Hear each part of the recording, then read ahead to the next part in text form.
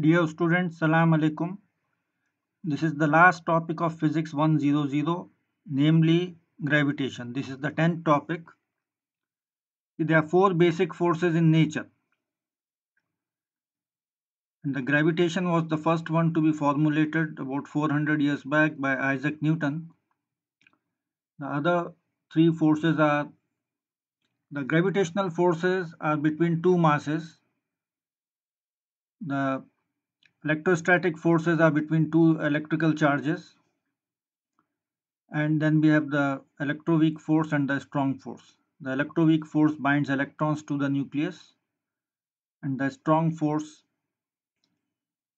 binds the protons and the neutrons within the nucleus. So anyway, we'll be just discussing the gravitation today. It was very remarkable the way Newton formulated it and the way it helped to understand the movement of Earth, Moon, and various planets, comets, just the help of a law which is simple to state. Now, the Newton's law of universal gravitation says that the force between two masses m1 and m2 separated by a distance r is proportional to the product of the masses and inversely proportional to the square of the distance between them. See, the distance has to be taken from the center of the masses. If a body has a spherical shape, then the center of mass is the geometric center. If it has an irregular shape, there are ways to find the center of mass. Now, that proportionality constant can be removed by proportionality factor can be removed by putting a proportionality constant equal to g, and this number g is determined experimentally in the lab. It is found to be 6.673 into 10 power minus 11 Newton meter square per kilogram square. See, this number is very small, but the masses of the heavenly bodies are very big. Like the mass of Earth, Sun are so high that this small constant is taken care of. Now, what are the effects of this gravitational force? See, if there is no gravitational force, will not be on the Earth, will be floating in the air, the way you see it in the spacecrafts. See, the gravitational this force law, this formula helps us to understand the motion of moon around the Earth, the motion of planets around the sun, and it also helps us to understand how tides come. If you go to the beach, you see the water movement. See, the water is being pulled by the moon and the sun.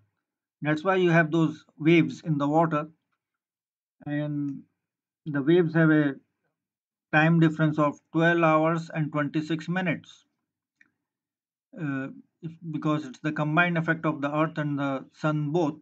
So there's a periodic cycle of 12 hours 26 minutes, so to say.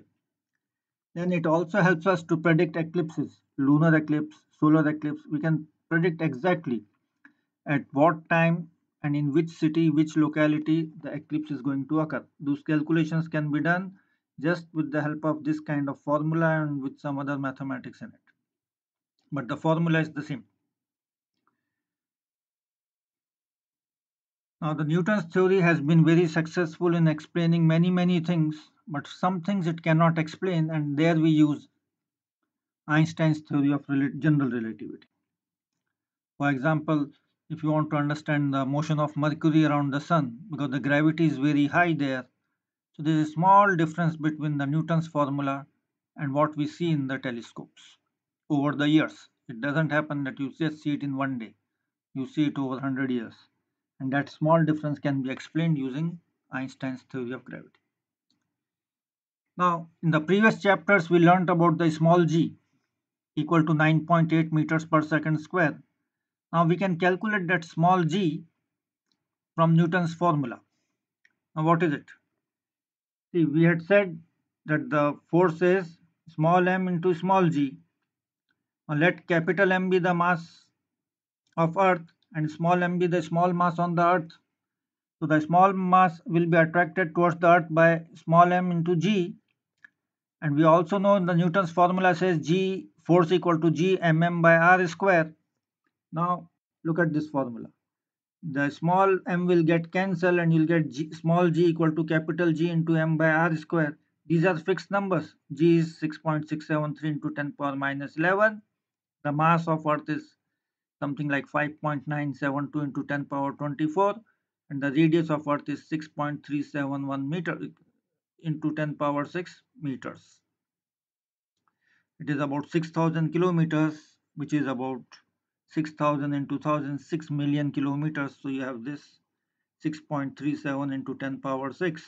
You put all these numbers here, do the calculation carefully, you will get 9.81 meters per second square. Now look at this calculation carefully. You should be able to do it.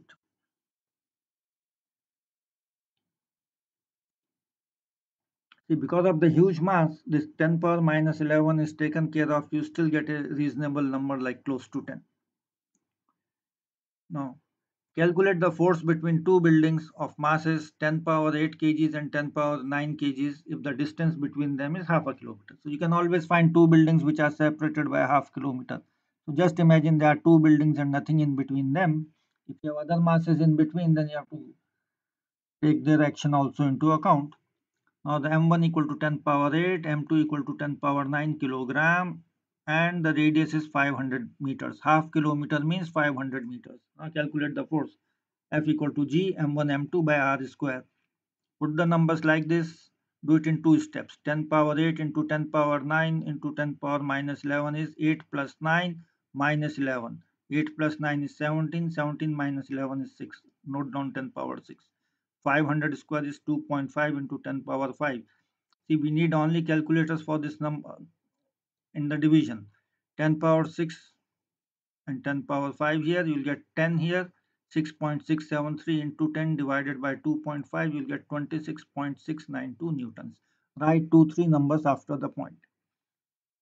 So the forces are generally small. It requires huge masses to get the big forces. Now this 26 Newton is not a big force. Your car has force much more than this. It's a small force which you can lift with your hand. It's like lifting 2.6 kgs. You divide by 9.8, it is like lifting 2.5 kgs of weight, mass. Now, let's calculate the gravitational force between Earth and the Sun. This can be done easily. We know the mass of Earth is ME 5.98 into 10 power 24 kgs and the mass of Sun is 1.99 into 10 power 30 kgs. Do not use 2, use 1.99 and use 5.98. And the distance between the center of their masses is 150 into 10 power 9 meters. We say 150 billion meters. Okay. Or if you want to write it in kilometers, you can do it. So F equal to G m1 m2 by r square. 6.673 into 10 power minus 11 into 5.98 10 power 24 into 1.99 10 power 30, and in the denominator you have 1.5 into 10 power 11 whole square. Before you touch your calculators, just do it like this. 24 plus 30 minus 11 will give you 43. Because this is 54. 54 minus 11 is 43. Write it here. 11 into 2 is 22. Write it here. 1.5 into 1.5 is 2.25. Now multiply this number. 6.673 into 5.98 into 1.99 divided by 2.25, and we'll get 35.29, and this 43 minus 22 is 21. Take this 21 here. Now this is 35.29. Shift the point to the left here. You'll get one more 0 here. 21 plus 1 is 22. So the force is 3.529 into 10 power 22 newtons. That's all we have. You should know how to manage these big numbers and this small number. In this problem, you have one very small numbers and two big numbers. You should know how to manage their multiplication. You can do it the way I have done it, or you can do it in any other method you want in your calculator. Please practice these numbers. And these are the kind of numbers you'll have in your exam. Thank you. See you in the next class.